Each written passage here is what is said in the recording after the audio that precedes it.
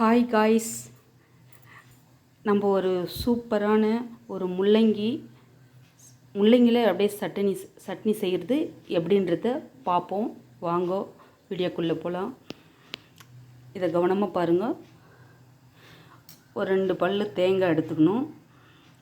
அதுக்கு தேவையான பொருள் பச்சை மிளகா, ஒரு 2 மிளகா, கறிவேப்பிலை, ஒரு முள்ளங்கி, ஒரு வெங்காயம், ஒரு தக்காளி. உங்களுக்கு புளிப்பு அதிகமாக வேணும்னா 2 தக்காளி போட்டுக்கலாம். பூண்டு ஒரு 5-6 பல். இதில் கடலைப்பருப்பு, உளுத்தம்பருப்பு கலந்தது 1 ஸ்பூனு. காஞ்ச மிளகா ஒரு 2. காஞ்ச மிளகா போட்டால் கொஞ்சம் வாசனையாக நல்லாயிருக்கும். அவ்வளோதாங்க. எண்ணெய் ஊற்றிட்டேன். கடாயில் எண்ணெய் காஞ்சிடுச்சு. அதில் கடுகு போட்டுக்கலாம்.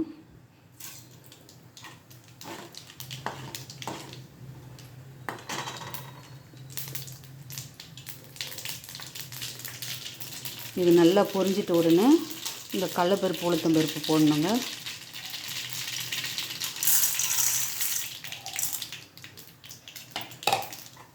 இது போட்டு லைட்டாக கொஞ்சம் செவந்த உடனே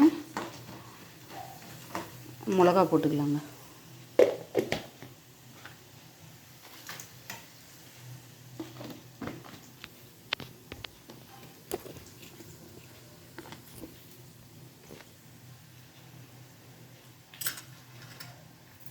அப்புறம் கறிவேப்பிலை போடணும். இதில் பச்சை மிளகாய் போட்டுக்கிறேங்க.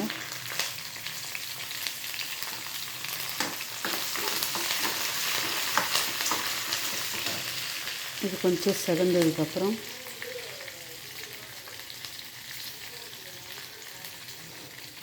வெங்காயம் போட்டுக்கலாங்க. பொடி பண்ணி வச்சுக்கிற வெங்காயம். இதெல்லாம் ரொம்ப செவரணும்னு இல்லை, கொஞ்சம் செவந்தாவே போதும். ஒன்று செவந்துச்சுன்னா அப்படியே ஒன்று போட்டுக்கலாம்.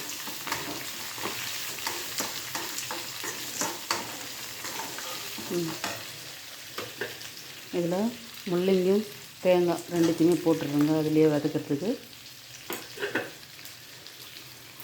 அந்த முள்ளங்கியும் போட்டு அதில் வதக்கணும்.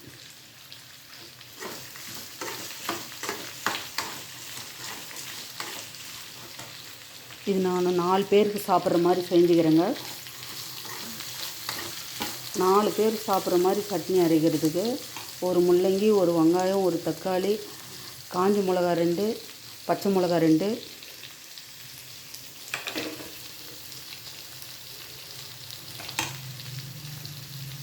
ஒரு 2 பல் பூண்டு சேர்த்தா போதும். இருந்தாலும் வாழ்வுக்கலைன்னு ஒரு 4-5 பூண்டு திரியை போட்டுருக்கேன்.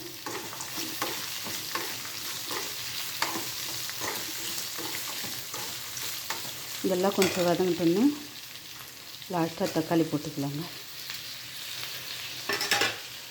இதெல்லாம் போட்டு நம்ம தேவையான அளவு கல் உப்பு போட்டுங்க.